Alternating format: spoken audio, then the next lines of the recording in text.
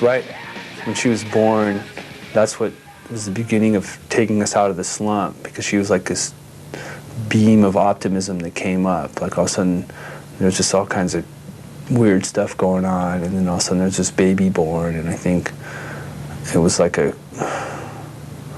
something really, really, really positive that came out of some kind of hard times, and it was kind of a blessing, and I was really glad to see her there, and everybody was, and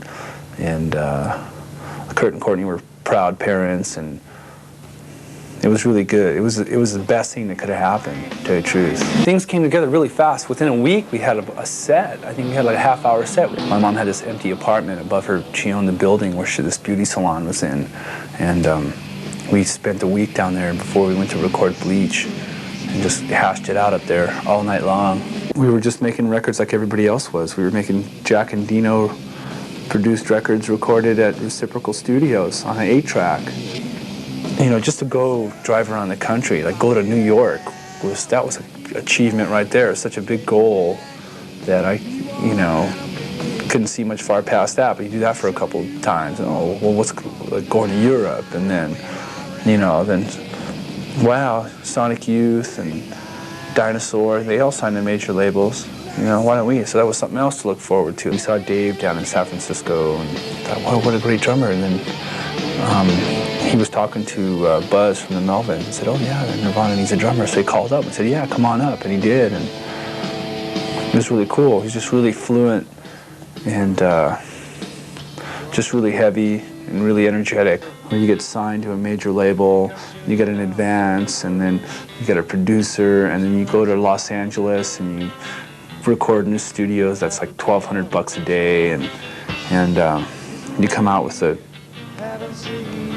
like a big record. You know, and I remember when we put that song together, it's like we look at each other and goes, God, this is kind of a Pixies ripoff, isn't it?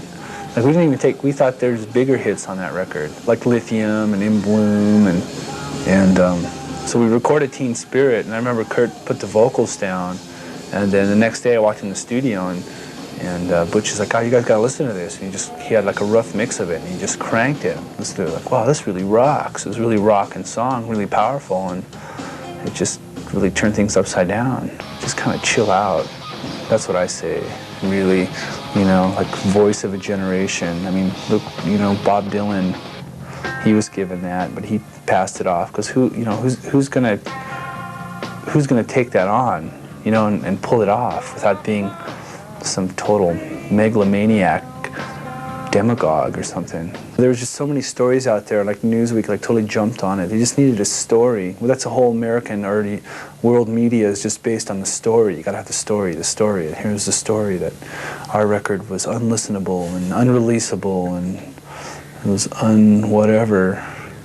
And it wasn't that way at all.